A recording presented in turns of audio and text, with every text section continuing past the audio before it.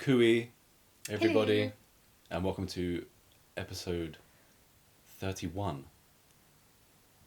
of I Know What You Watched Last Week. Is it that- 31? I don't know. I think it's 30. So I just skipped a whole milestone. Yeah, I think this is... Let's just say it's our 30th. Cooey, everyone, and welcome to episode 30 of I Know What You Watched Last Week. We are joined today by Scooby-Doo. Is he in shot? Now he is. Yeah, there he is. He'll be giving his opinions a bit later. We've got somewhat of a special this week. Yeah. It's the Karin is a hater special, which she insisted on doing, so she can get all of her hateful vibes out. Well, it's just because I know these films kind of inside and out, at least two of them, because you play them incessantly.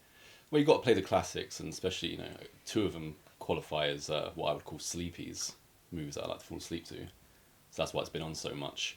So unlike musically, where I've completely enriched Karin's life, we think about Van Halen, Stone Temple Pilots, Buckcherry, the Pixies, Wang Chung. You just go on and on. People might laugh about Wang Chung, but they are responsible Wang Chung's sick. for the greatest motion picture soundtrack of all time, William Friedkin's one and only To Live and Die in LA. It's only got 4 tracks on it, 4 proper songs, and the rest of it is just score. Wait, there.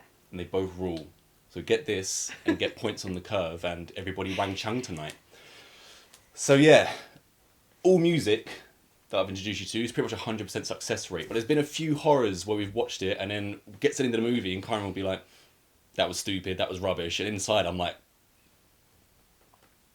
It doesn't... So we decided to revisit them and see if the hate still resides within you. Yeah, we've also never really discussed between us what it is that I dislike about them. So Yeah, I know you have some theories. Theories / questions, and yeah, they could be interpreted as theories, I guess. So, Hateful One, what did we watch? We started off the selection with the one and only Joyride. Joyride, aka Roadkill. It's not called Joyride in England It's because so a weird Joyride when they is have like a more bunch than one of... name in different territories. It's because in England, Joyride refers to when like a bunch of teenagers break into a car and just drive it till they crash. And it apparently doesn't mean... In America, it's literally a joyride. Let's go for a joyride and have a happy time in our car. Driving from state to state. Yanks, they love their driving. Yeah. You watch some TV shows about food and they'd be like, I drove 150 miles just to eat this clam today. Well, Bizarre. if it's a really good clam, then Yeah. maybe. So come on, what did we watch? Yeah, so Joyride / Roadkill. Yeah. Then we went with Jeepers Creepers. Mm-hmm. And we rounded it off with the one that we watched the least, both of us, I think, actually, Drag Me to Hell. By the one and only Sam Raimi. So, I know for a fact you're still going to be a hater on 2 of them. I don't know about the third one. Well, do you want to see how my rankings are then? That should Yeah, clear things up a that's bit. that's what I was going to go into. Well, I have to give third place this week to Joyride. / Roadkill. Right, Joyride / Roadkill. Because it's called Roadkill in America, when they released the third one, they called it Joyride, Roadkill. So in England it would just been called Roadkill. And in second place, I think I'm going to have to go with Drag Me to Hell. What? Yeah. Wait, your favourite movie is Jeepers Creepers? And then Jeepers Creepers tops the 3, yeah. See, My favourite movie of the 3, I should clarify. I thought that... I was dead certain that Jeepers Creepers was going to be bottom, Joyride was going to be second, and Drag Me to Hell would easily be the king. Well, even after all these years together, there are still surprises to be had. Or just nonsensical decisions being made. Go on then, what's by your you. ranking? Is that your ranking then? My Jeepers ranking Creepers is third? Jeepers Creepers third, Joyride second, and Drag Me to Hell top. Okay. So let's get into your hatefulness. Considering we've got Drag Me to Hell and Jeepers Creepers, what I really want to ask is, why do you hate Justin Long? I actually think Justin Long is quite magnificent. No. Let's just go through this again. These are your most hated movies, and the common denominator. There's two common denominators actually. Why do you also hate movies where innocent people are terrorized by innocent people by people in a truck? One of the most annoying things about these films is how bloody obnoxious everyone is. It's so annoying. There's always someone obnoxious doing dumb shit. It's like, why? Although, I've seen other very, very obnoxious people, partly in a film we're going to discuss in the next episode. Did I mention in some previous episodes where we'd watched a movie starring Justin Long that on my imdb.com he'd randomly been put onto my favourite actors list, and I don't have a favourite actors list. I don't do that. I don't make Clearly lists. You do. I don't make lists. Did I mention that? I'm pretty sure I did. I'll mention it now anyway. So then I removed it. I removed Justin Long from my favourites, and it went back to just nobody. And when I was going through it again the other day, 2 days ago, he's back on my list. Are you going on my phone and just adding Justin Long to my favourite actors list all the time? Because otherwise we got a ghost. Have a list. Ugh, let's fix that. Yeah, but the list we? is just Justin Long.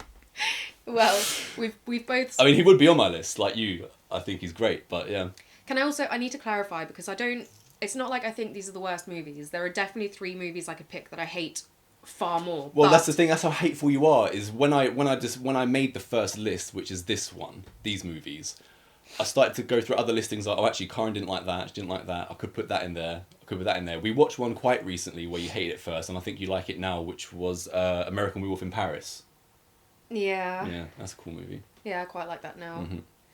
But with these 3, I think, well, I'll stick with the 2, because we kind of added Drag Me to Hell as an addition to the other 2, which are the clearest ones in the case of Johnny Loves I don't like. No, it was the terms of these are all movies that I just remember when we first watched them. You said you didn't like it, so you'd only seen Drag Me to Hell the one time.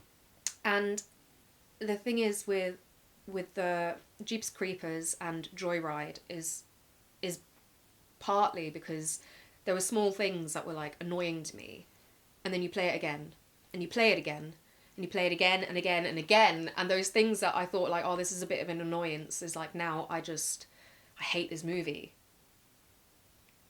So you've made me hate them. I made you hate them. I didn't make you hate them the first time you watched it. You hadn't seen it before.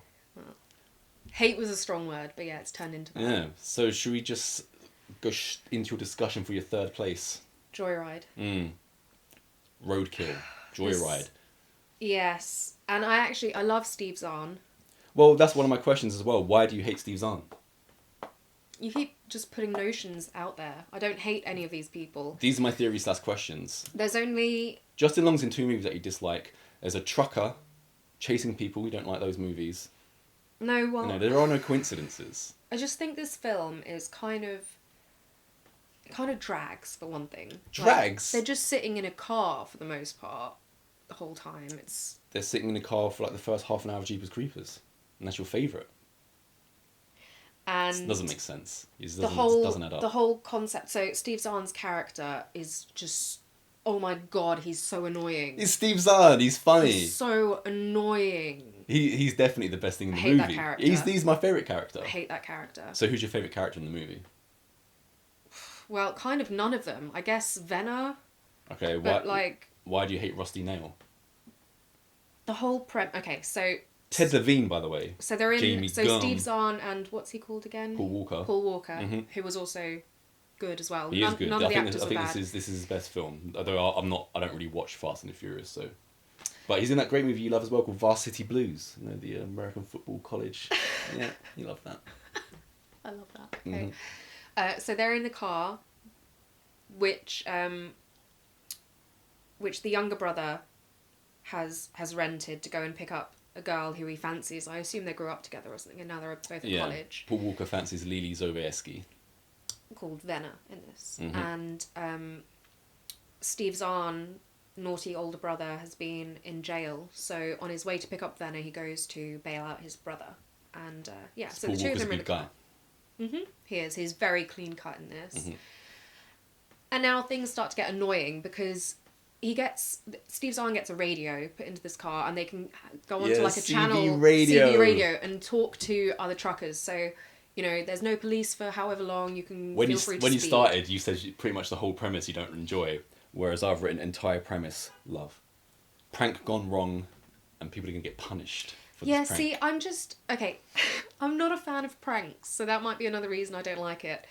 So Steve Zahn then decides it would be great to turn Paul Walker into a chick via his voice. Yeah, they give themselves the CB handles, or Steve Zahn Fuller gives the CB handles. So Fuller is Black Sheep, and Paul Walker is Mama's Boy, and they've also got Candy Cane, who's a fake person they've made up. And by the way, Paul Walker's girl voice is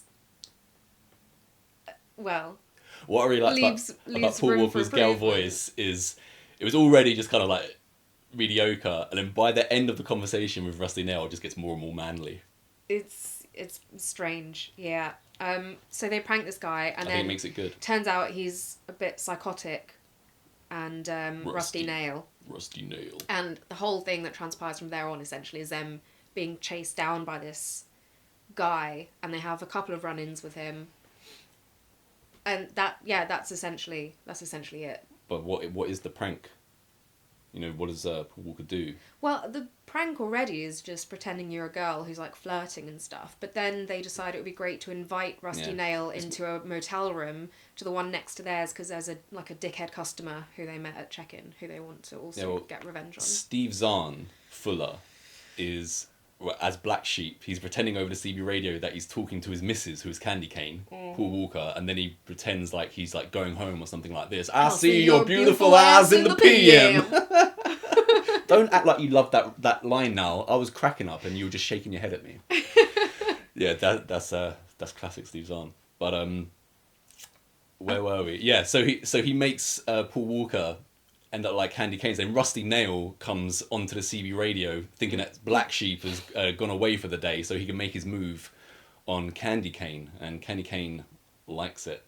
I think I was going to say about this performance as well from Steve Zahn, because normally one of the things I love most about him as an actor is he's so intense, and it can work really well when he plays the right role. Comedically intense. I felt like it was maybe too much for me for this character. I don't know, whatever it was. I love Steve Zahn. I hated his character. I wanted Rusty Nail to catch him. Wow, you really are a hater. And Paul Walker's character was just blah. Like he was supposed to be a good guy and be like, I don't really want to take part in this. But he's still quite easily influenced. But he feels bad. Even Fuller gives him a punch. He's like, come on! Yeah. Come on, do it! And he doesn't want it. He also wants to apologise. The whole reason that Rusty Nail goes after him after he finds out that he's been pranked is that he just wants him to apologise, but instead Steve Zahn runs his mouth again. Well, see, isn't that just another reason why this obnoxious, annoying character is making the problem? Well, they're given the reason to kill him, because the prank alone, if he just done that prank alone and then apologised, then we've got nothing to go on really in terms of, a popcorn horror movie, which is what this is. Because that's why I don't expect too much from it. Let me run through now what I like, and we'll see if you like it. Okay. It's probably going to be no. So we've gone through pretty much all the cast, including Ted Levine, by the way. What do you think about his voice as Rusty Nail? He's got a unique voice. Yeah, he did a really good job conveying stuff. He is not Rusty Nail in number 2 and 3, so it'd be interesting because I haven't seen those. I don't think I've seen number 2 anyway. I definitely haven't seen number 3, Roadkill. So I also So I like all the CB handles, gone through that Black Sheep, Mama's Boy, Beautiful Eyes in the PM. Now I also love the detail when they pull into a motel, and as you've mentioned, there's this real arsehole customer who's in the reception of the motel. Steve Zahn walks into the reception, and the arsehole customer is an arsehole to the secretary or the owner. And then he barges into Steve Zahn. So he says over the CB radio, because Rusty Nail's come back onto the radio. Yeah. Yeah, he's already disappeared and come back on. So Paul Walker's been sitting in the car talking to Rusty Nail. When Steve Zahn leaves the reception, he says, let's send Rusty Nail to this prick's room in the Yeah. motel. So that's what they do, and they give him the directions and all that, and tell him to bring the pink champagne and everything. And when it then find out that it's gone completely wrong, because police are there the next day and they hear all these weird sounds, don't they, through the wall. Yeah, it turns out Rusty Nail has ripped this guy's jaw off. Exactly. So ripped jaw off is one of my favorite things about this movie. When they go and see him, and he's he's hooked up to that machine. You don't see. You don't need to see much. too much of that. You can see that his jaw's off, and it's more for me about the medical equipment and things, and the sheet over his head. He's still alive, and just the thought of they're gonna just rip this guy's jaw off. He could have just gone, he stabbed him, he broke his neck. Ripping the jaw off. I've never seen that. He does mention something about like identifying people by their fingerprints, and that's another and their nice jaw. detail as well. Yeah.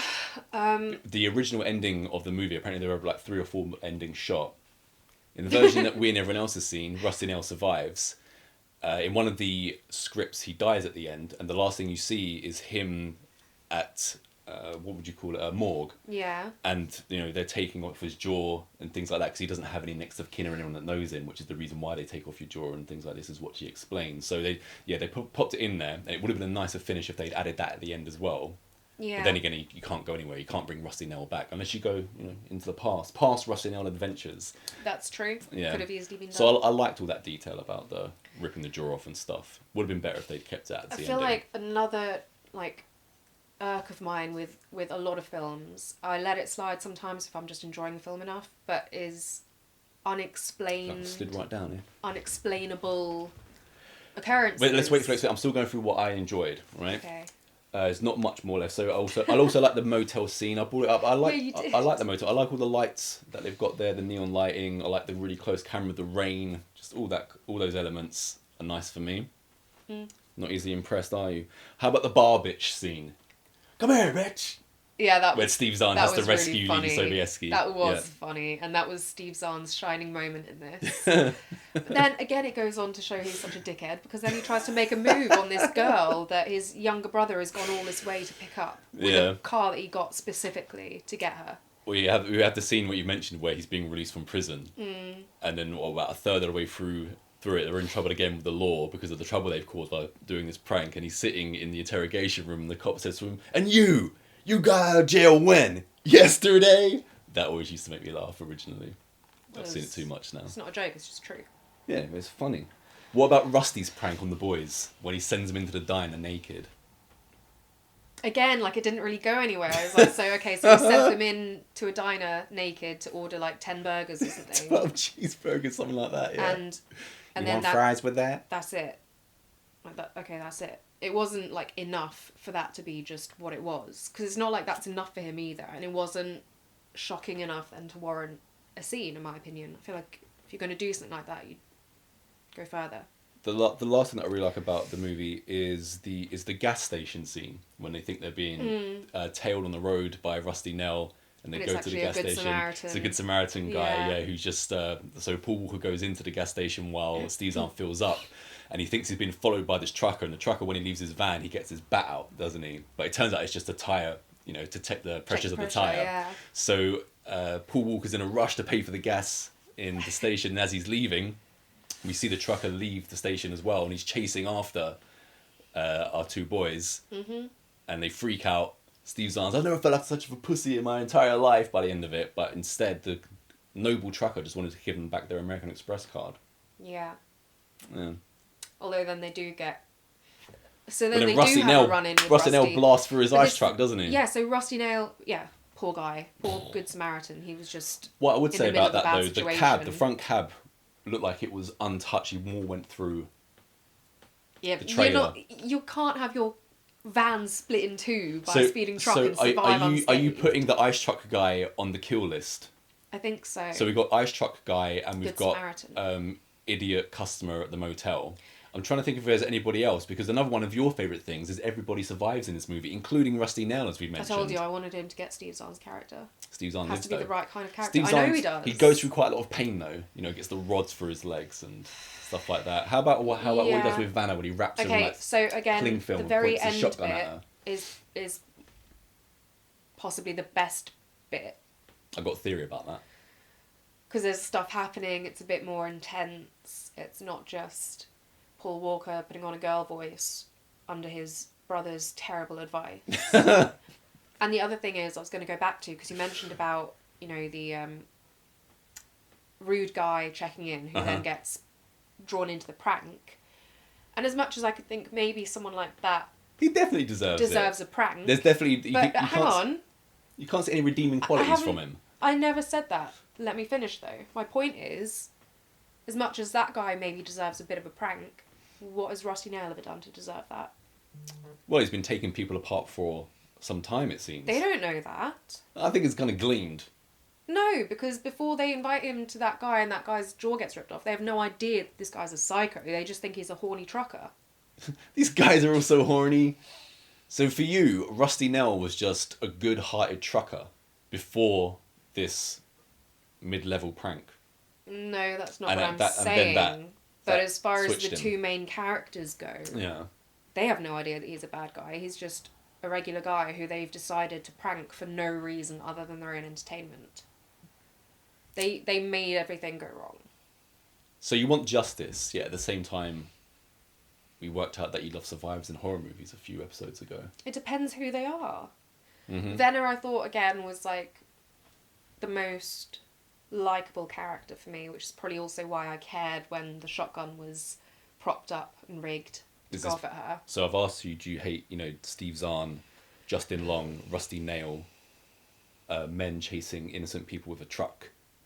And now you just said that Venner is your favourite. So why do you hate men? Because the ones in this are all idiots. Here's what I didn't like about the movie, but I can still let it go because I'm not looking for this movie to be like, The Exorcist, right? It's a different kind of thing.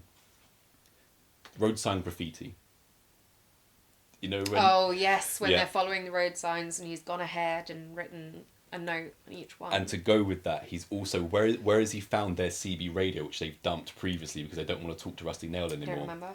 Remember, when... I know they dumped it and it turns up again in their trunk. Yeah, because Rusty Nail's signs, his graffiti Oh, yeah, on the road look in signs the is look in the trunk. So Rusty Nail's found the CB radio, which they've got rid of somewhere, when he wasn't supposed to be anywhere around, he would have to be incognito, but he's in this massive truck. So how has he been incognito this whole time? Because he also captures Vanna's best friend. Yeah. Knows her name, so and she's gone in a different direction, so he would have had to have followed her in one direction, then gone back on himself. And also, how does he know that,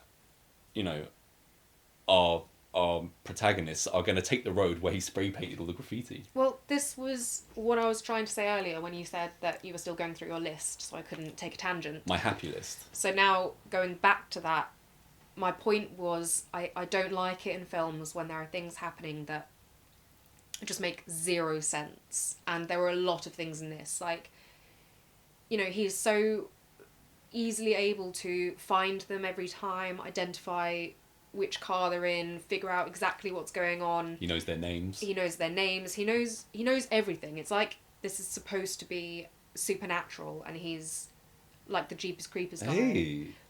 But it's Supernatural not. Rusty Nail drives his ghost truck. That sounds like a Scooby-Doo premise. The ghost trucker. Boring one. I'm not into trucks and cars really are and hating. driving. We haven't even got into the Boring. second movie yet, and just there's raw hate coming towards me as well, I feel. And men. I have no hate for men, I have hate for idiots. And Justin Long, apparently. I know I love Justin Long, but we haven't gotten onto him yet, so let's leave that. Yeah, there were too many things in this that made no sense. The whole ending was definitely my favourite bit when... Well, because it was ending. Well, no, like I said, there was actually something happening. Oh, and another thing that I didn't understand that happened was when Rusty Nail's gone through the ice van. Yeah. And he's basically, he ends up with his truck pushing their car up against a tree. So you think he's going to, like, crush them to death. Mm-hmm. And he's like, oh, I just want an apology or something like that. And yeah, so, you asked for apology again. So the two of them obviously are, like, panicking. And they try and sort of say sorry and whatever. They do. They panic sorry. And then he's like, oh, okay. And he leaves. Well, surely this ties into your Rusty Nail as a good guy theory. You know, he's just I giving him a didn't warning. say that. I Just said giving as him a far as warning. the people who were pranking him knew. So you didn't like they just didn't finish him off then? Yeah, it made no sense to me. It made no sense to me because I was like, he obviously wants to finish them off because that's what happens towards the end in the bit that I actually enjoyed. But then why did he just like let them go then? How about the cornfield scene? It's almost like he knew that they were going to pick up a girl and he wanted to wait for that. Yeah, like Steve Zahn says, these But how would guys he are all know? so horny. How would he know? Well, you just said he might be supernatural. You just put a theory out there. Well, that's not very well filmed then, is it? So about the cornfield, do you like that? Where he uses spotlight. Somehow when he puts his spotlights on, you can see people in the corn. And also, you've got great Children stuff of like, corn. I think it's Paul Walker whispering in the cornfield, like, oh yeah, Venom will hear me, but Rusty No one Nail else won't. will. Yeah, no. The other dumb thing about that cornfield scene, another irk of mine in horror movies, how which quickly he can loads turn of his people truck. have, is Do you notice that though? Yeah, it was is when people are just dumb as shit, and I was like, if you're in this cornfield, literally once you're off and he's like not looking yet, all you need to do is crouch down and stay completely still. Because the reason he knows where they're going is because they keep moving, and of course then the corn's moving, and you're like, oh well, there they are. But if they don't do stupid things, you're not going to get a movie. Well, I think it should be, you know, a good enough story that you can get a movie despite actually having characters in it that you can relate to, not just twats. Do you know you're somewhat in the minority of the movie because even though it's not really anything to go on really, it's pretty highly rated by just the general public and critic-wise. It's just so Despite not my its kind flaws. of thing. It Having hits all the annoying factors for me. I having- can still see that it's maybe an enjoyable film for some, but for me it's not. Considering that there's no Lily Sobieski, no Ted Levine, no Paul Walker, or no Steve Zahn in number 2 or number 3, would you still want to watch number 2 and number 3?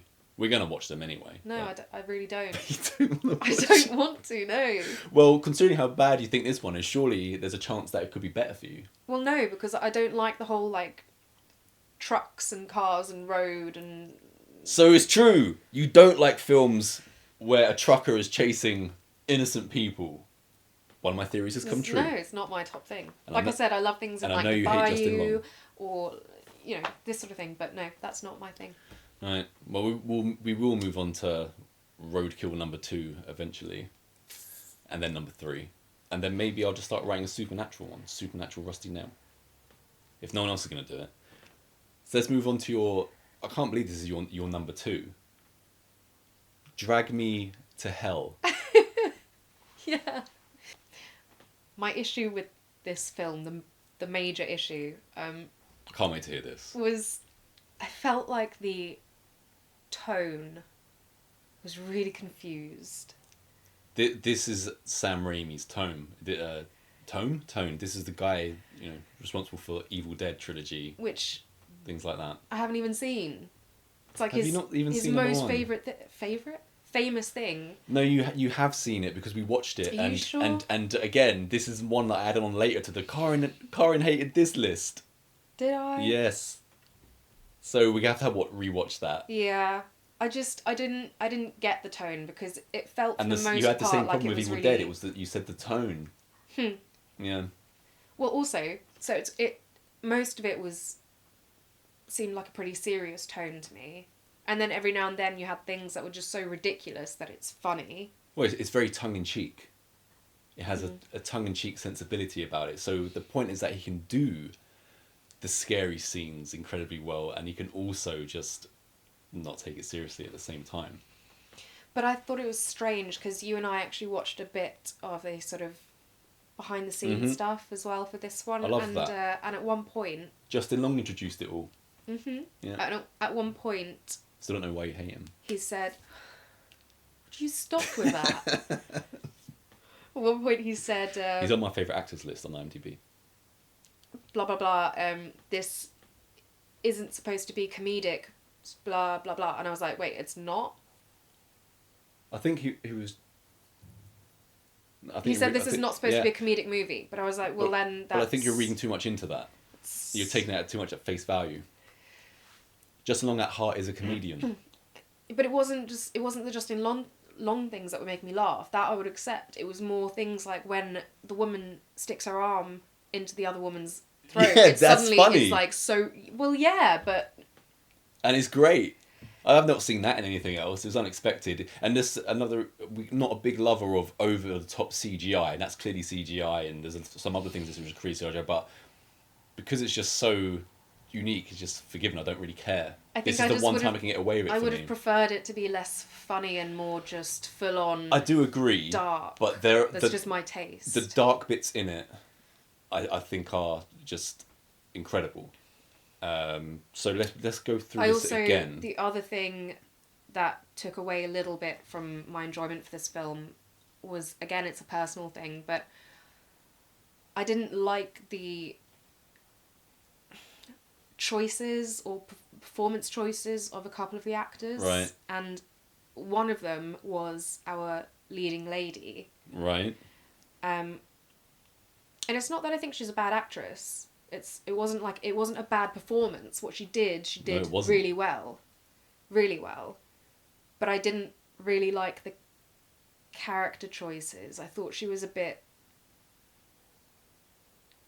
not weak, but I couldn't relate it. Like, I want someone with a bit of backbone. She lacks confidence because of her past issues. Past issues. Yeah, she's insecure about being overweight and things like that. She sees a photo of herself and she scrunches it up, and she walks past the cake shop early on when she's going to work, and then she's, we see scenes where she's scoffing down ice cream when it's going badly for her. Mm-hmm. And I think she does turn into, quote unquote badass, like more towards the end when she gets into the grave. So for me, she completely shows backbone when she goes to the grave and she has to confront the dead body of Mrs. Ganush to give it a cursed item. And even the unbelievable things like Alison Lohman's gone there and she's dug 6 feet into the ground to get to Mrs. Ganush's grave and things like that. They do that in every single movie where someone has to dig into a grave. It's such a great scene though. Everything about it, I love. And I loved seeing how they filmed it in post as well, because it looked great. The actors did incredibly as well. And actually, as much as I'm saying things I dislike, there were a lot of things I did like, and one of the small little repeat things was that every time our main character comes into contact with Mrs. Ganush, Mm-hmm. whether alive or dead, somehow she always manages to rip a chunk of her hair out. Yeah, and Mrs. Ganush is always looking at her with these eyes, like she knows, even though she's dead. And I also particularly like Alison Lohman's character when she stands above Mrs. Ganush's grave and she gets the cursed item and she puts it into her mouth and she shuts her mouth and goes, "Choke on it, bitch." I just love the delivery that she has. So something about that, sometimes a lot of the time I'll just like roll my eyes or shake my head at that kind of thing. But the way that she does it, it kind of it almost reminded me of you a little bit if you were to say that line. And I personally love Alison Lohman's performance all the way through. This is one of my favourite ever female lead performances in a horror movie. I don't know. I think she's perfectly cast, and even though we might have some problems with her character, as you say, I think it's way more realistic the way she is than the way things are portrayed now, where a woman can't go through any real hardship. It's just, oh, I'm a boss, like the whole way through. This shows some kind of like growth, and she's not some 4 for 8 person defeating the Predator or something like this. You can believe that she has this change. For me, she has to kill her cat. Well, she didn't have to kill her cat. She was advised badly. She could have gotten some other animal that hasn't been raised by her, at least, or something. I thought that was weird. That was weird. Especially because they made a point of being like, I'm a vegetarian and da da da, and then 2 seconds later she's murdering her kitten. If you don't get that, then you don't get the Lamia at the end during the seance scene spewing out the cat out of its mouth, which was hilarious. So I've got to say, when this movie opened, I love the opening of it. But hang on, because you've said a lot about that, and all that people think of me now is that I dislike her performance, which is not true, because I thought she did a great job, and I 10 out of 10 job. More to her towards the end, although I still feel like the character made decisions that I can't agree with. But I still just feel like it's because of the storyline of her in the office and being up for a promotion, and she's got an arsehole colleague who's also going up He's for it. so He's great. hilarious. He's so great His in it. character is so funny. Yeah. But I just... And you actually hate him. Yeah, you He's really such do. a douche. He's such an arsehole. But yeah, I just felt like if you're going to have this character be how she is, what makes her annoy this gypsy lady, Ganush, is that she's trying to impress her boss by turning down her loan extension. And I just don't feel like her character would ever even be in contention for an assistant manager because she's so... Yeah, she's spineless at the beginning. She's so like, oh, and that's... I don't know. No. You don't have to be like a... Nah. I didn't completely get that with her. I see what you're saying, but I think the way that you're describing it is like way over the top. When it goes to the scene early on in the beginning when she first goes to the office, and I like the way that it just subtly but not subtly introduces without saying much or doing much what her ambitions are. So she sees the empty office with the chair and the desk in there, the better one that she's got this little cubicle, and just things like this, and that she looks at it and we know what she's going for. And then we see, I think the name was Stu, the arsehole, come out. We know what she's up against to get it, because the boss, Stu, I think his name is Stu, goes up to him and they're having like a little boys chat, and the boss orders Alison Lohman to go and get him a sandwich. And then this guy just goes, oh yeah, I'll take one too. And, spicy mustard. And she's like perplexed at this request from this guy who's on, probably actually below her, because she has to show him something later on, like how to handle loans and things like this for businesses. So technically, he's new to the branch. He's new to the branch, but the boss has said, he's got a really good attitude, and he might be overtaking you in the race for this assistant manager job. And then she goes and gets a sandwich, and she brings it back, and he complains that she's got the order wrong. I think that's when it really got to me, the annoyance for this character, because he, in front of the boss as well, who she's trying to impress. It's a big boys club. He's like, you got it wrong. I told you to do this, and you didn't. And she goes, no, you didn't. And he says, yeah, I did. And instead of being like, well, actually, no, you didn't, and the boss was right there and heard everything, she just walks out meekly and then allows the two of them to have a like, women kind of look. I'm like, you should have stood up for yourself. But I think that's the whole thing of the movie. It's the whole theme of the movie. There are kind of yeah, parallel... I get it. Her character has like a big growth arc that she has to go through to get it. It's not my fault I find it annoying. It's a personal thing. I just find it annoying. Just feel like she could have, helped herself a bit more. And also, Mrs. Ganush is it's a bit of an overreaction, isn't it? No.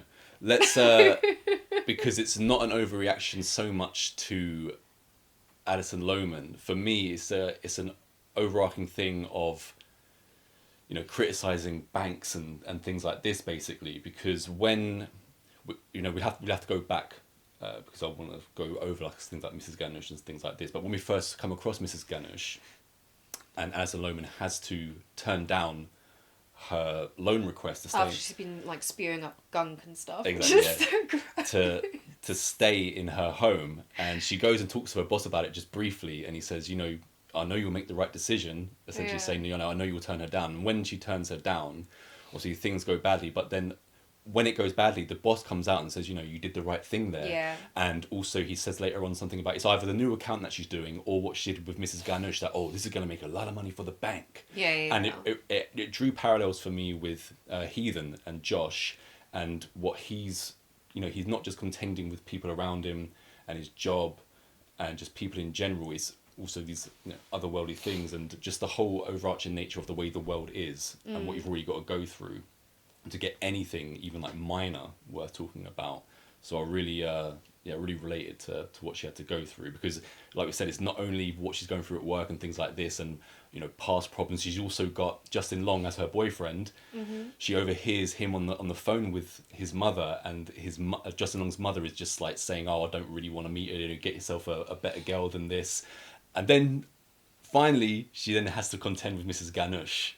So when Mrs. Ganush comes in to the office and we get with her nails on the desk, and you said her taking her teeth out, coughing and spewing everywhere. It's so great. Begging on the floor, attacking her.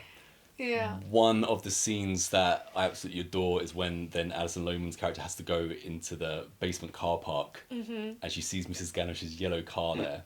Yeah. And from there, their like scuff or to the death fight in that scene, I think is But the way that it's brilliant. beautifully brought in, where you see the car and it has this like little musical cue, which we've already heard, and then that kind of like sheet flows out of Mrs. Ganoush's car and bang goes onto Alison Lohman's windscreen, and then the camera just turns and we just see Mrs. Ganush Yeah. sitting behind her. You And shamed me. Their fight is so good. Their fight is unbelievable. It's yeah, so good. staple to the face.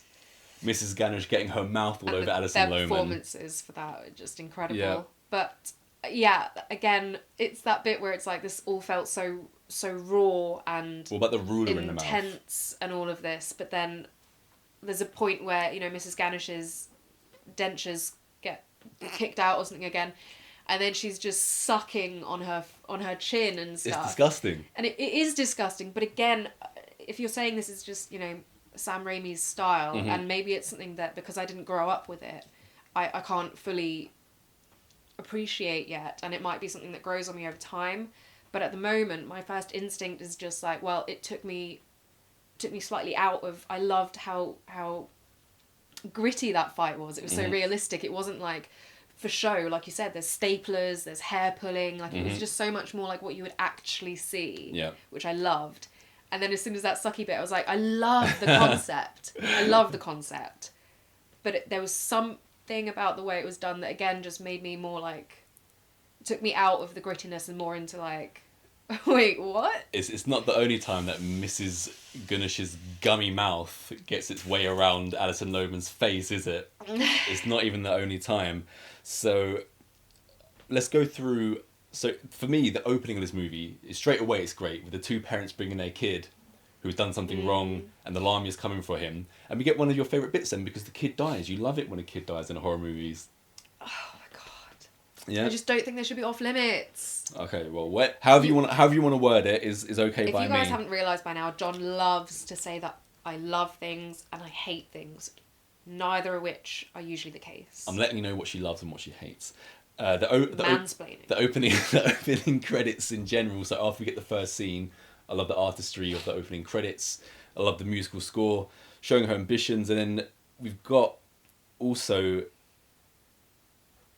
the scene we've already mentioned, the graveyard scene. We get the seance scene. We get the scene where she goes to Mrs. Ganush's house after she's passed away, and she's brought into like the funeral room where everyone's, you know, mourning / having a party. And then we've got the scene where she falls asleep in bed and she has a nightmare where Mrs. Ganush gets on top of it. I like the whole thing where I like for the most part where the Lamia is stalking her when it's in shadows. When we see the more CGI face, even though it's for a split second, I'm not a huge fan of that. Again, another thing. The goat, I love the goat. The goat was so funny and cute. Whether it's the real goat, the animatronic goat, or the CGI goat, I love the goat.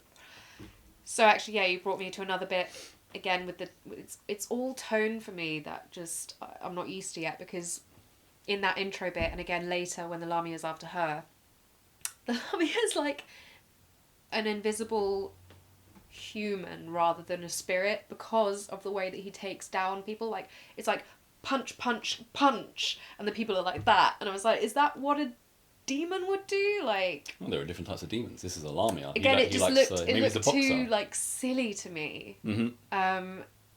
I think, yeah, the whole thing I would have loved if it was just a bit more gritty throughout the whole thing, because it seemed like there was a bit of a sheen and tone on it that is I probably would have enjoyed more as a kid or something, but now what I look for more in new horror films is something a bit darker and gritty. That's absolutely what I'm looking for as well, is our movies that are darker, more adult, grittier. That's what Heathen is.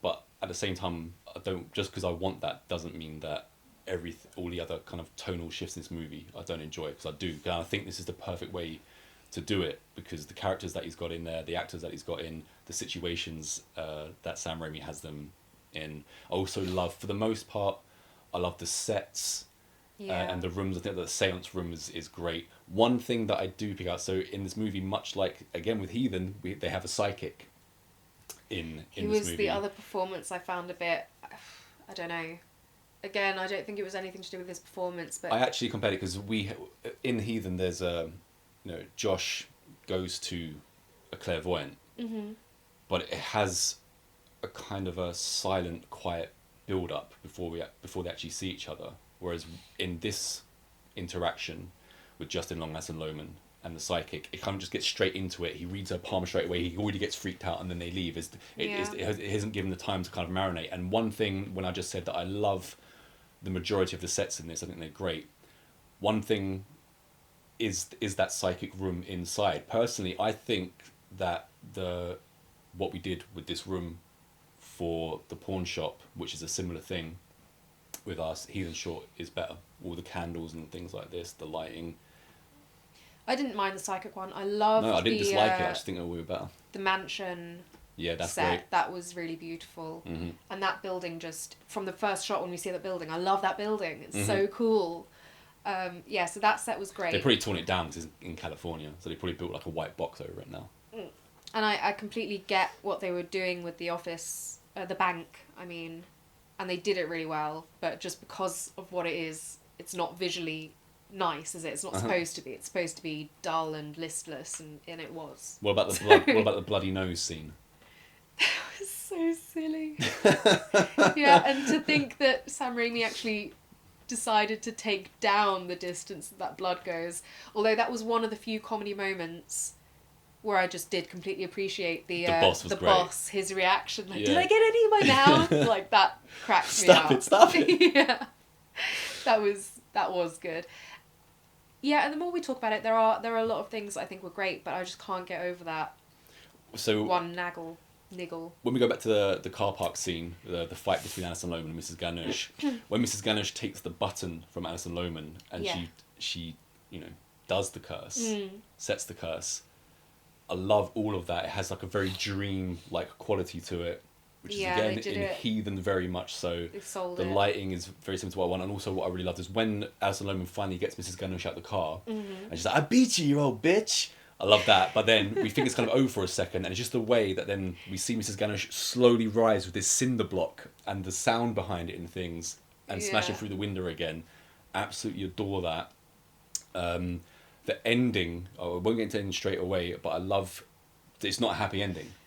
It's not a happy ending, and before we get... Can we just talk about Justin Long's face at that moment? Yeah, he's absolutely superb at the end of that. I love, there is something, and we'll talk about him more in the next film as well, of course, but his eyes and just everything is possibly, one of the top 5 most expressive actors in existence, in my opinion. I mean, you see everything.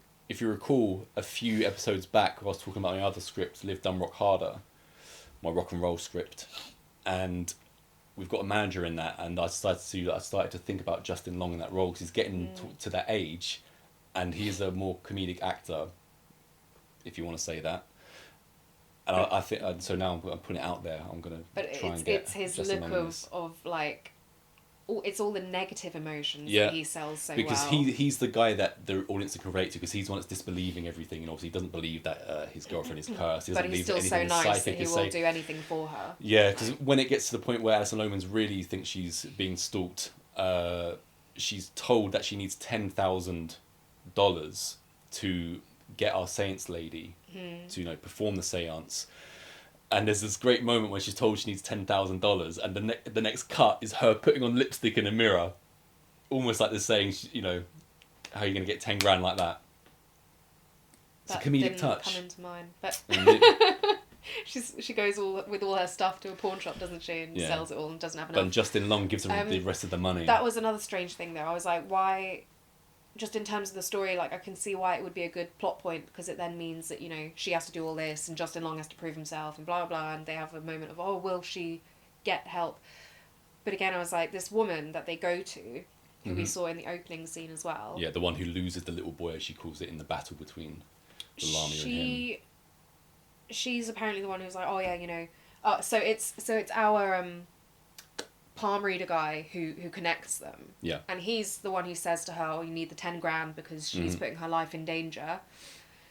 But that didn't make sense to me. Because I was like, this woman character doesn't seem like someone who would ask for money for something like this, because it's her personal mission to get at this Lamia. Yeah, she's still got to live.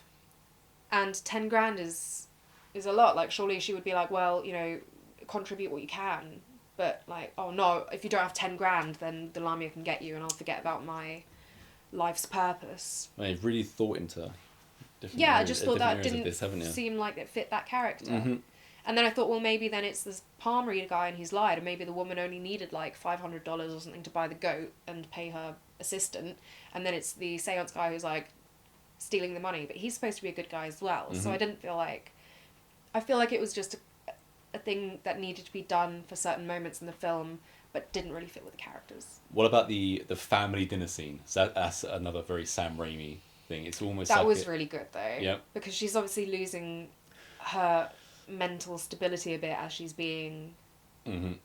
You know, she has 3 days or something from the curse until her soul gets dragged to Hell. eternal torture and damnation, and the Lamia like makes itself known to her throughout this and scares her and whatnot. But the dinner scene was, yeah, beautiful, and I think it did a good job of capturing that kind of confusion that she must be going through, because you can still see the parents and everyone having their conversation, not really realizing, and you get like blurs and slows and focuses that really bring all you the into camera like is just superb. who's paying attention to what. Yeah, it was nailed. Something that absolutely is gonna, you know, use an influence in Heathen, like the other things I said, the sidekick, but also you're having the classic bzz, bzz, the fly. The way they use the fly is really, I love it when as Lemmy's is sleeping, the fly goes up her nose and comes out the other nostril, and it's in the dinner scene when she coughs it up. Yeah. And that's what freaks everybody out at the dinner scene before she freaks out herself and is asked to leave. Also at the dinner scene, when she first comes into the house, Justin Long's parents have a cat. And then she says, this is just after she's sacrificed her cat to try and appease the Lamia. Yeah. And Alison Lohman's like, oh, we had a cat. And Justin Long says, we have a cat.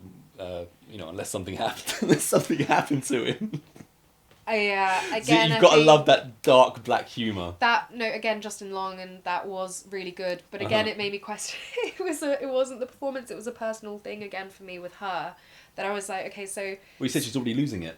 Yeah, but so she's like, oh, I'm a vegetarian and I can't hurt my cat. Then 2 seconds later, she bloodily murders her cat, and then right after that, she seems to have no remorse about it, which I found strange. I'm like, surely you can be relieved that you've saved your soul, I don't know, and still be sad that you had to go to that length. You got to figure out how scared she was, and she hasn't even had time to think about what she's done yet. You're going to be so, you know, clouded in everything that you're doing. Plus, it's not over. It's not over. She thinks it is, so there might be still just some kind of like war around there that you can kind of glean. But there isn't. I don't think there's anything in this movie that I dislike. If there was anything, I would say they could have nailed like the most awesome serious tone movie of all time, possibly. It could have been behind The Exorcist, but with all the comedic values. Normally, that's something that I don't enjoy because comedy is so tacked on these days, almost. But in this, it's so much more, you know, natural, organic, whatever you want to say, and so of the director's kind of taste in general. I saw this movie in the cinema by myself, and I still remember it vividly. I told a few people about it, like literally the second that it finished. I just absolutely loved it. It's one of my favourite cinema experiences of all time, seeing Drag Me to Hell. Yeah, so I truly loved the movie. So it doesn't sound like you hate it that much. No, which is confusing me even more that you put Jeepers Creepers at number 1. But anyway. Well, we'll get into it, I suppose. But is there anything else you want to say about Drag Me to Hell? Do you think I don't know, you seem like you remember it now, so if you watch it a third time, or you watch it a third time, should I say, do you think you appreciate it more over time? Yeah, I think so.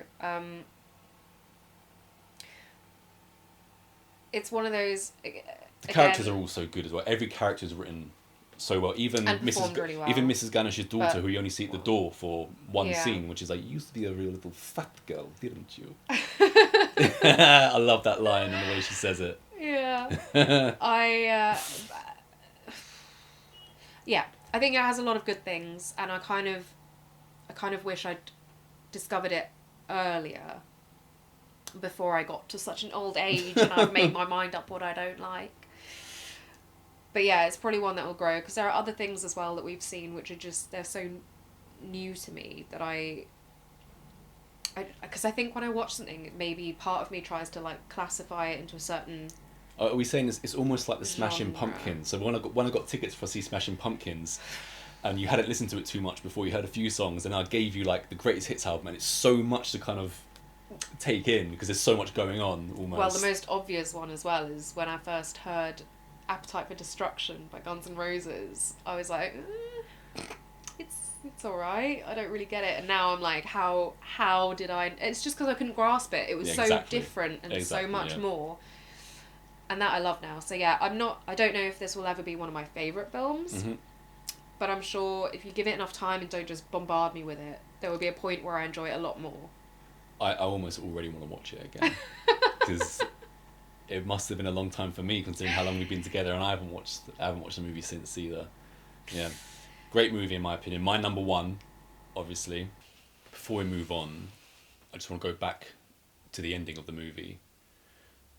Alison Lohman, she thinks that everything's all right now because she has to make a gift of the cursed button. There's a great scene where she calls Stu to the diner and he starts crying and stuff like this, and don't tell my dad, and she lets him go.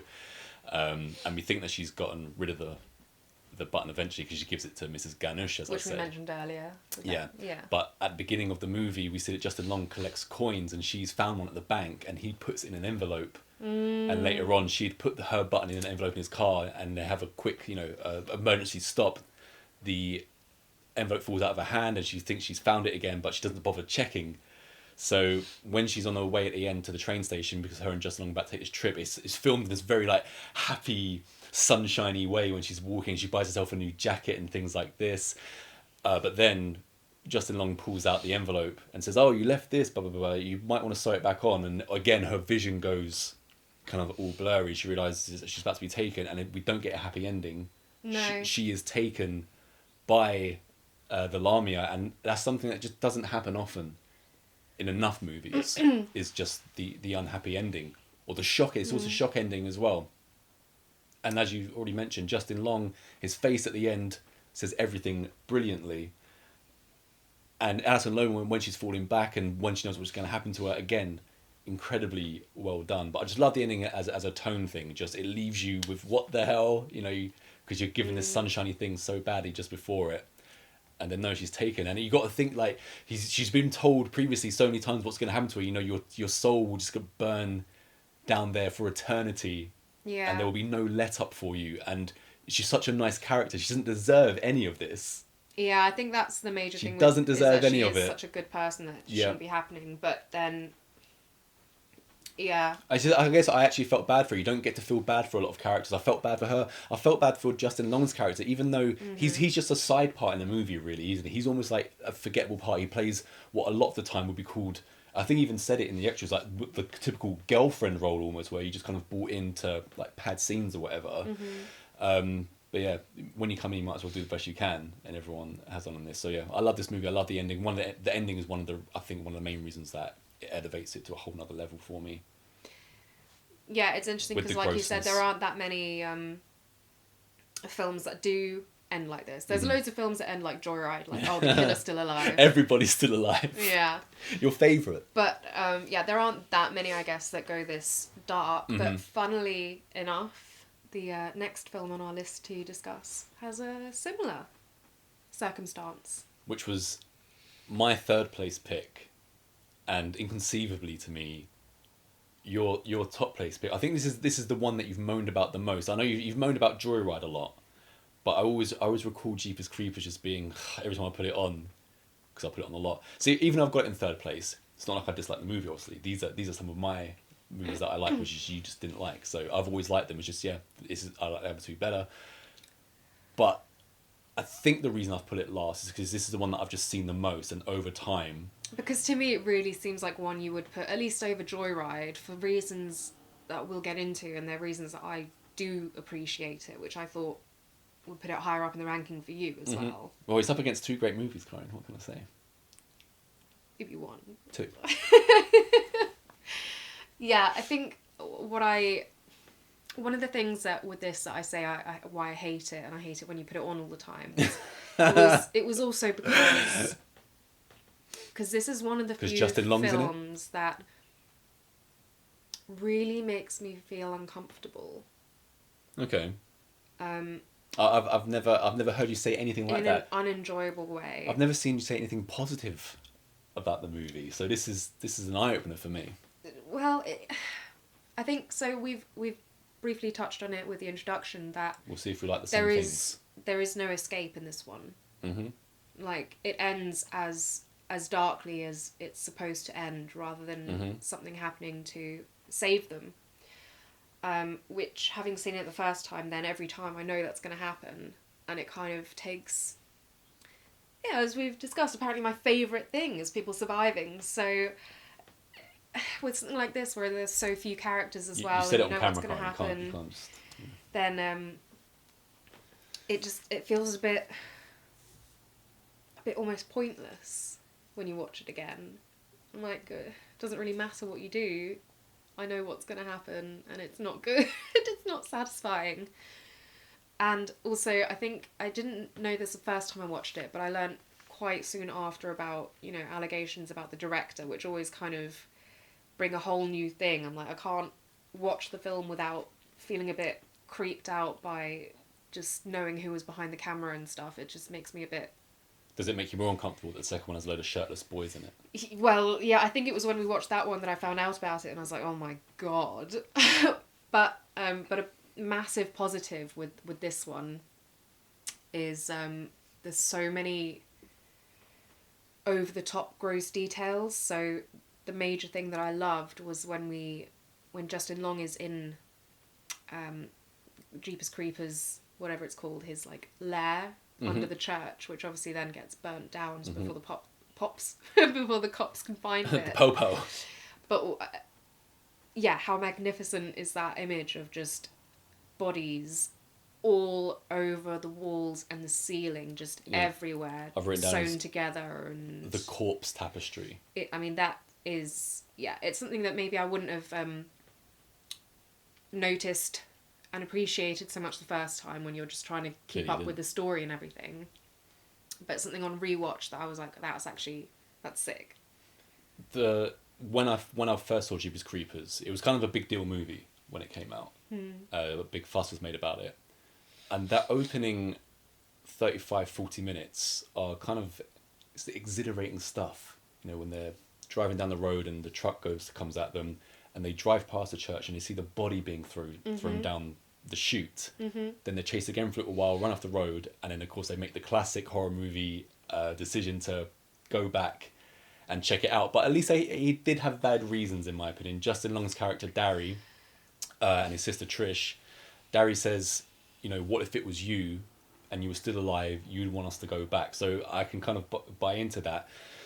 And I thought the entire opening was dark, and then when we get to the pipe scene and when Justin Long is dropped in there, and like I say, when he goes to his lair, he comes across the body in the bag and he opens it up. This guy's, he kind of like coughs and squirms awake, and then when Justin Long reveals him, he's been cut open and stitched back up again, and he's on death's door pretty much. He can barely speak.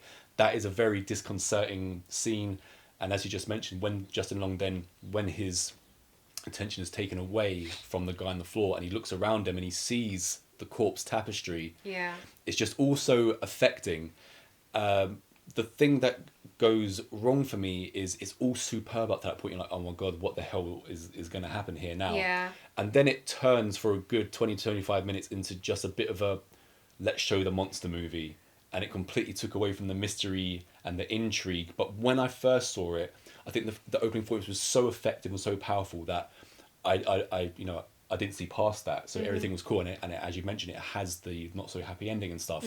But as I saw it more and more and more, I'm kind of disappointed how they just took that route for that 25 minutes after the incredible opening 35 to 40 minutes.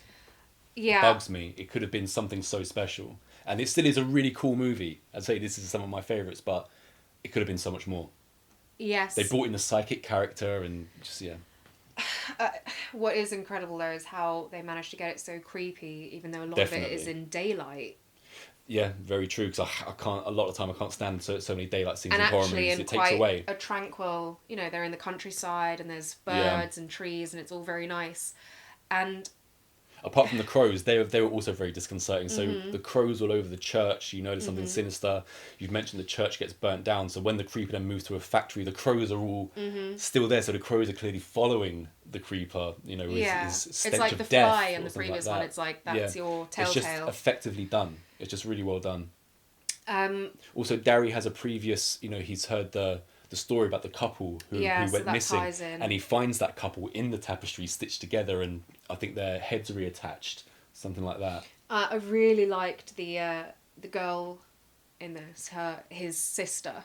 Yeah, I thought she was great. Gina Phillips, who plays and Trish. the two of them She is together. Brilliant. Yeah, they were carry the movie at just- the beginning, don't they? I mean, you could so believe their relationship. You absolutely can, yeah. And this is Justin Long's first. It's either his first feature film or just his first starring role, either way. Wow. So yeah. So yeah, that was all great. And then so we get to this bit again, which is one of my why moments. Mhm. Was you say they've got like good reason to go back and look. So there's a few things with this whole thing that, first of all, when their first experience with him, when he's like trying to Ram off the road. ram them off the road or something, I don't know. I'm with the sister the whole time. I'm like, yeah, just get the car off the freaking road. Pull over. Like, I'm trying. I But was again, like, if he just pulls over right away, you don't have a you scene. don't get as much. I know. But and then... You're not a fan of the tropes, And then are when... you? not when they're No. silly. And then when they drive past the church, yeah, and as you mentioned, they see him throwing the body bags down this tunnel. And then again, he stands and looks at them. and exactly. So they're going really slow. It's bright sunlight. They've just witnessed this. And then he is clearly watching them, having seen him. So I'm like, even if this guy's not supernatural, you've seen what you think is someone dumping a dead body down a tunnel and seen you see this. Surely you realise you're in danger now. Yeah, also, I would have kind of slowed down to watch what the hell am I seeing Yeah, but then here? as soon as you realise he's looking at you, wouldn't you just be like, oh shit, we've got to get out of Yeah, here as fast but as possible? it doesn't matter if they do, because his truck is souped up anyway, But so... they don't know that. They don't know still that. are acting very slow. And then they pull over and then they're like, oh, yeah, we've got to go back because what if it was you? And I understand, like, the heart and stuff is all completely there. And that is, what you would expect a good person to feel like. But then... I was thinking about what... He's right. If that was me who was put down that tunnel, I would just be, for want of a better word, praying that someone is gonna come and find me. And if it was you and someone else was in that position and you found out that they just drove on, there's something kind of like soul destroying about that. No, that's fair enough. But then when they do get back to this tunnel where they think they've been thrown Church down. lair. Now this is where I'm like, well, no, now it's just stupid because, first of all, really, I guess there was enough chance that maybe the tunnel was really short and they could easily get people out or whatever. And then, yeah, you go back, you put them in your car, you go to the police, blah, blah, blah. Great job. But as soon as you see how long this tunnel is and everything else about it, it's like, no, you're actually doing, if someone is down there in need of help, what you're doing now is actually a disservice. I need Because to remind you you that we are watching a horror movie. You can't get them out of there. This has to happen. You can't get them out of there. And even if you got down there, which Justin Long accidentally does, and he blames his sister when rats it are coming wasn't his towards sister's him. fault. He's like doing this with his legs. Like, how is she supposed to keep hold of him? I think that's classic brother and sister relationship though. He's just going to blame her no matter what. And then, I was like, you've done this person a disservice. So now he's down there and he can't even get himself out, let alone get someone else out. So think about it. If they'd called someone and they'd been able to get there and within half an hour even, they'd have like the know-how and the ropes and like the thought of, oh, well, maybe before we fall down this tunnel, we should go and find something somewhere that could help us get out again. But you don't know how it's just too far, there's nothing around. What do you like about the fake outs around that scene when Derry, before he falls down the tunnel, he says, I'm just going to check it out for a while. If you see the truck coming, you scream, you holler, you beep. And obviously, when he's down in the basement, we then have Trish standing by the car, and in the distance, coming up the road, we see a truck coming, and as it gets closer and closer and closer, we just see that it's carrying like bundles of hay and stuff like this. And you think, oh, and all of a sudden, then Derry's at the car window, scaring Trish. I thought it was just nicely done. The whole scene of when they go back towards the end of that. That's one of the best parts of the movie. And we mentioned when they're driving past and they see the creeper put the bodies down the pipe. When the creeper turns and looks at them, I think it's a very it's disconcerting, scary thought. Just the way that he looks at them, and that's credit to a guy called Jonathan Breck who plays the creeper. And when he's he does a great job. He does a superb job. But when I used to have this movie on Duvda, on the extras, it had Jonathan Breck's audition for the movie.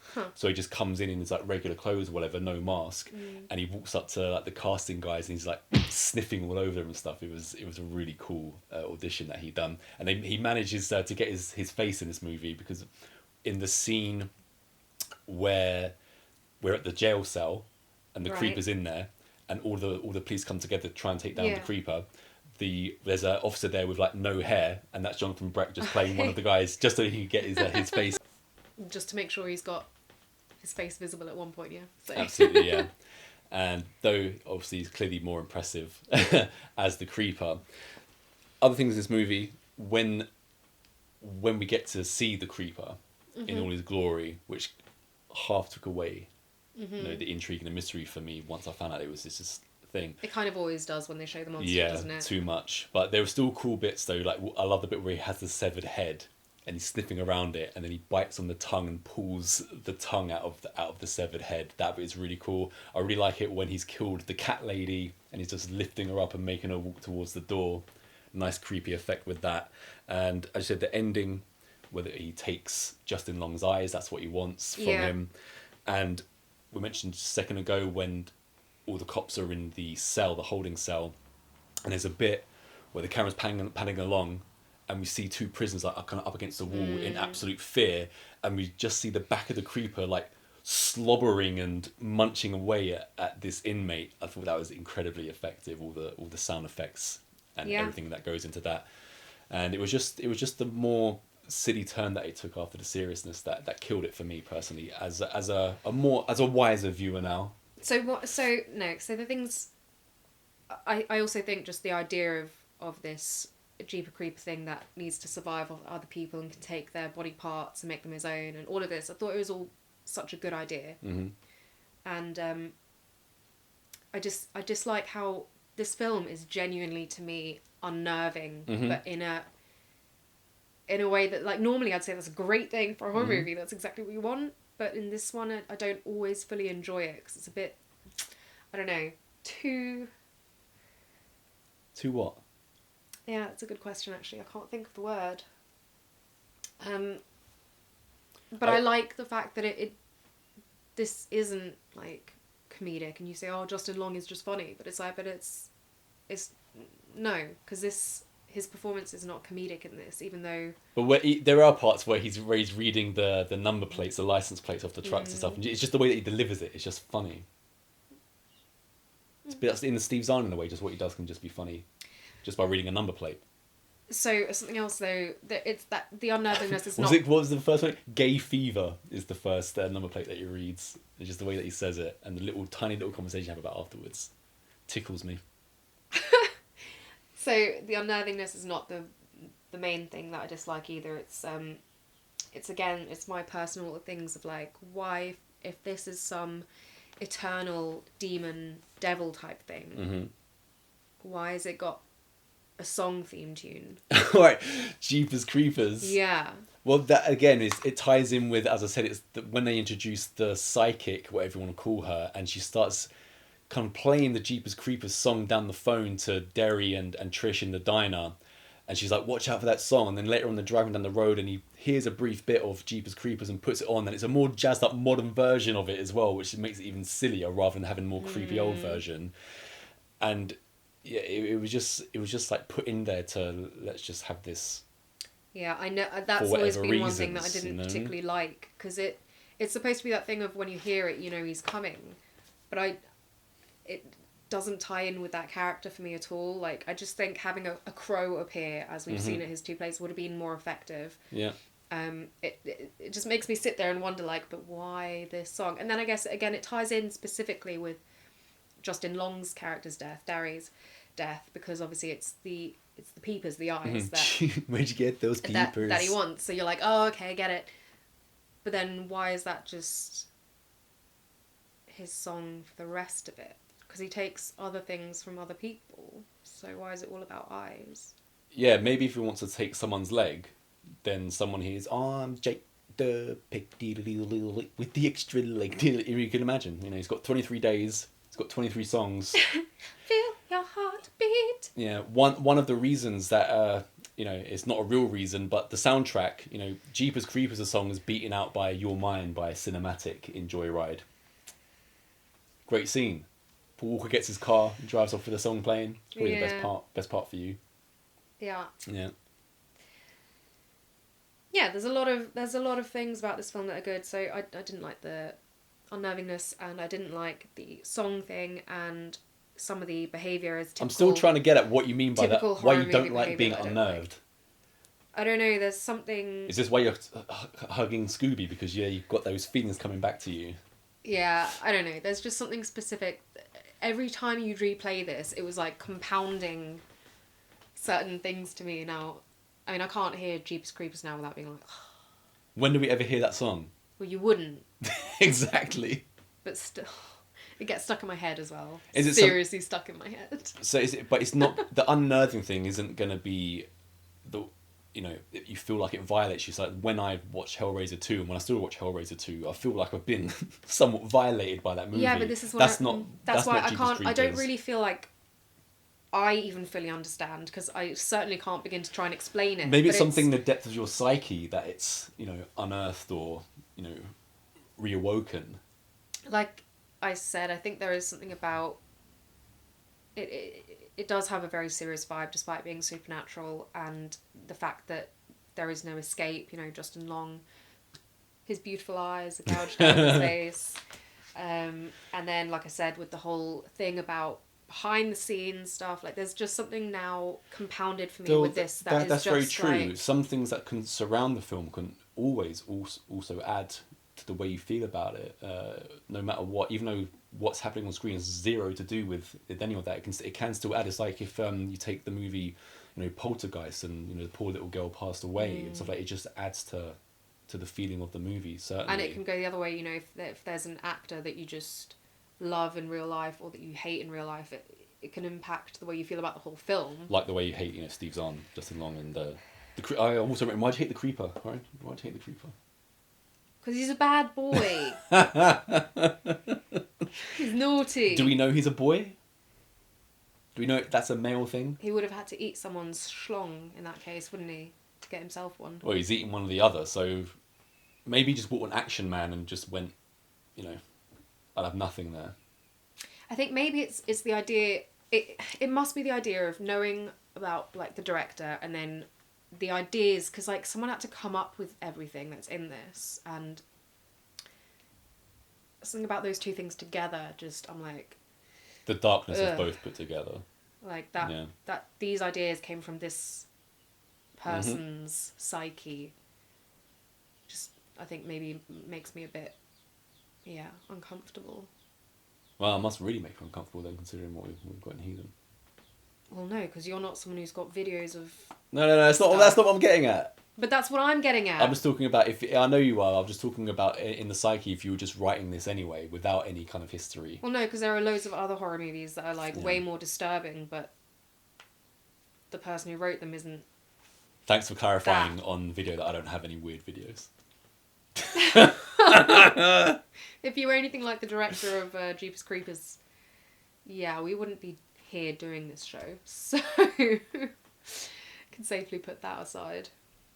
One other thing about this film is that they just, as well as I wouldn't say wrecking it with that little 25-minute period, but the sequels were just so bad. You had such an amazingly promising premise for a movie, and by the time it gets to the second one, it's already it's a joke. I just don't feel like you should. I don't dislike number 2. It's just not. Yeah, what but I thought it would I have think been. Again with the unnervingness of this and like with the serious-ish tone that they went for and with all the detail that they added, I just feel like even though it's the perfect one technically for sequels, prequels, because it's an continuously reoccurring demon thing. Well, But they actually had to go back and say, oh, this is actually days before he met Justin Long by the time they did the second one, because otherwise they had no reason to come back, because at the end of his feasting in the first one. Yeah, and then there's supposed to be 27 years or something where he doesn't... 23. Okay, so that... Yeah, you might be right on 27. Either way. Something in the 20s, yeah. Yeah, so they could have gone and done that, but I just feel like it's so much more scary to just leave it with that. Leave it, like, you're not going to improve on Justin Long and what... Do you know what the Gina actress... Phillips. Gina Phillips. You're not going to improve on that whole thing.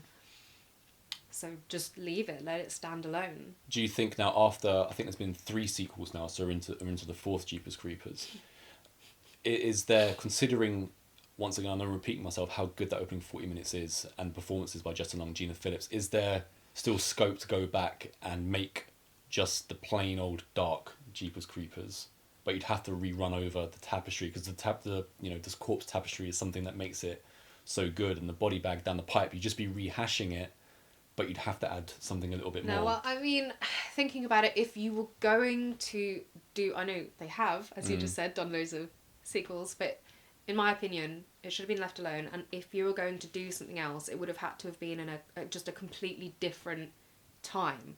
Like, what's the point in having the same story, the same place, the same everything? Like, have Jeepers Creepers in, like, the 1700s or something, and... Sounds like you just want what I've got in Heathen Part 2 now, where we're going in different time periods. We're going where we've been, where we are, and where we're going. But I just think that would be so much more effective, and it would compound again the idea of him being a continuous being. Like, he's not always there, like we said, it's in a cycle, but that's part of his myth, isn't it? That he does come back all the time. It's a good myth as well. And it is a good myth, but then to really make that point, have him in one of these completely different times, and you can make that super dark then, because life itself was really dark. So and you just choose an interesting point in time if you want. Go to Salem, or go to somewhere in a different part of the world completely. It doesn't even have to be in America. Yeah, I think if you were going to do it, that would be my way. Is this just because you like history? I do love history. Something, And it's dark. It would be dark. I know you can't... Literally and figuratively, because they had no electricity. We've already clarified that, you can't stand Steve Zahn, Karin, but you should, because he's also a history buff. He actually lives on a farm in Kentucky, which is very un-Hollywood, clearly. Secondly, he is from German and Swedish ancestry. So he's one of you. And he's in one of my... Prost, Mr. Zahn. One of my favourite action thriller movies. I think he is great. Also, actually, going back to that, Perfect Getaway. Perfect Getaway. Which I don't think you like that much. But no, I do like that movie. I thought it was really good. Is that one with Timothy Olyphant as well? Yeah. Yeah, of course. Timothy Olyphant, Steve Zahn. How can I dislike that? I think Mila Jovovich. Yeah. And I was... yeah, it's a cool movie. Yeah. But obviously, we're not here to talk about Perfect Getaway, but do go watch it. But yeah, so I've always loved Steve Zahn, and everyone in all of the films actually is a really good performer. This week was top actors in a way, but and it was supposed to be love-hate, but obviously it hasn't been, because as you can tell, it's always more complicated than that. Original hate. Original hate. When I first put his movies on for you, you're like... Yeah, but I'm notorious for letting things grow on me and changing my mind. I guess what I've learned is you're actually a true lover of Jeepers Creepers, and you don't hate it at all, since it's your number one. And I don't want to watch that you never want to watch Joyride ever again, probably. I don't want to watch Jeepers Creepers ever again. You don't watch any of them ever again? I'll give Drag Me to Hell more tries. You'll have no choice, really.